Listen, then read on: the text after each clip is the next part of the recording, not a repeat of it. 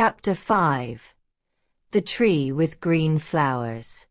The road to the tree with green flowers began in a quieter area of the village beyond the 𝖭𝖙 River. As Noel, Luna, Nino and Nina advanced, the atmosphere transformed. The air became cooler, cleaner, filled with the scent of young plants and fresh moisture, the way the forest smells after a short rain. There was a pleasant coolness, which made everyone walk more slowly, to enjoy every breath. The tree with green flowers was different from all the others.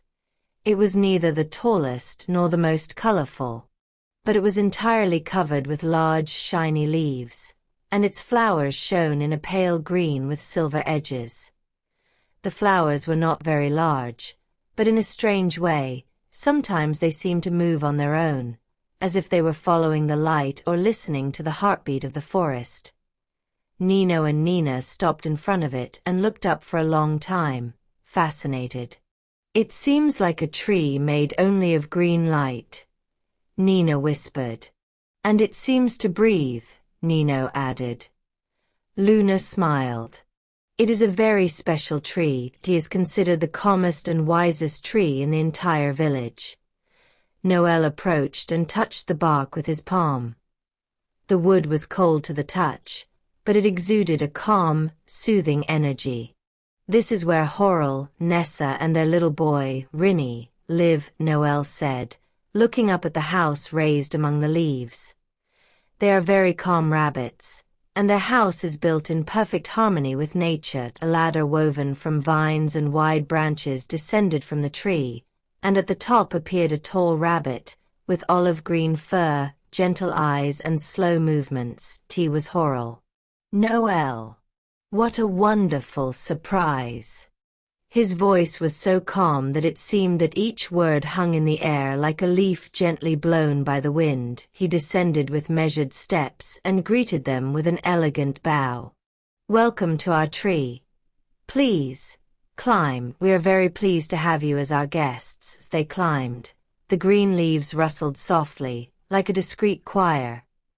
Nina held on to the ladder tightly, but smiled continuously, delighted by the sensation of being in the middle of a green tunnel. To the top of the ladder, on the doorstep, Nessa, a rabbit with light fur, almost greenish-white, with big warm eyes, was waiting for them. "Welcome. Please, come in." Behind her, half hidden behind a small table, was Rinny. Rinny was different. His fur was a mix of pale green and cream, and his big eyes, the color of young leaves, were shyly averted.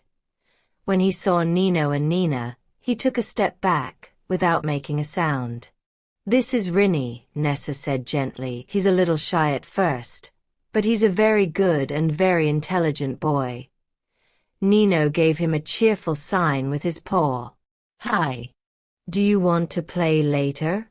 Rinny blinked a few times, surprised by the invitation. He just murmured, "Maybe."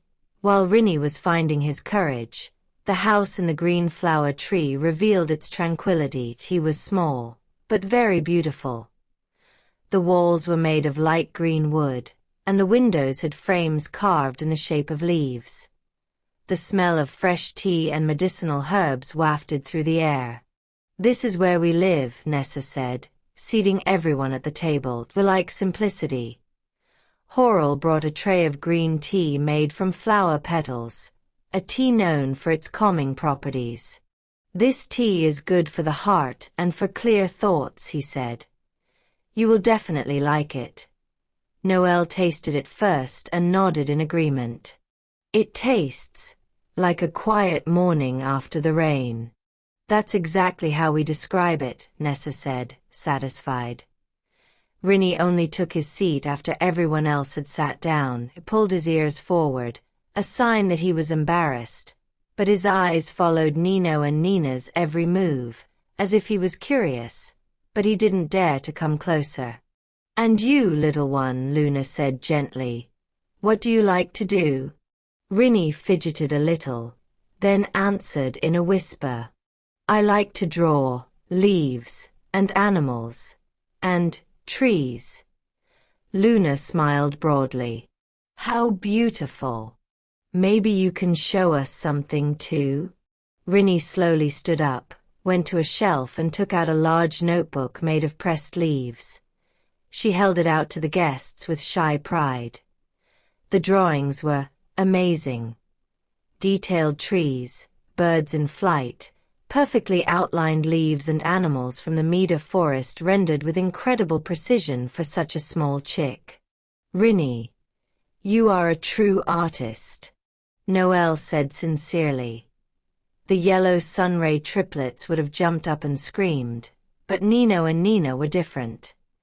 They looked at Nessa and 𝖁𝖎𝖙, then at the little boy, and with a wide smile Nina said, "We promise you something if you come to play with us. We won't scream, we promise there will be peace." Rinny's eyes widened. It was a big promise for him. Okay, we can try.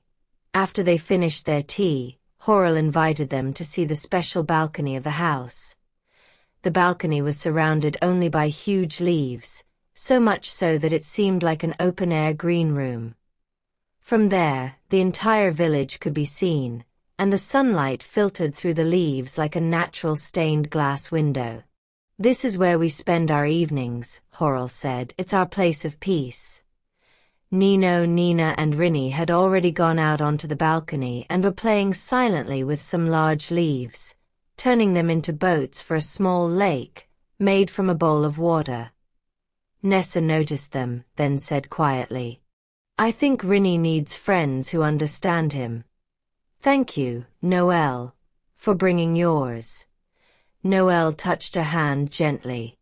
Every child has their place in this world. Rinny was just waiting for the right moment. The day was slowly ending, with the sun descending into the green shadows of the tree. When they left later, Rinny led them to the stairs and said, for the first time in a louder voice, "Will you come tomorrow too?" "Of course," Nino and Nina answered at the same time. The tree with green flowers was left behind, breathing calmly and warmly, like a green heart of the village. And among its leaves, Rinny would finally have true friends.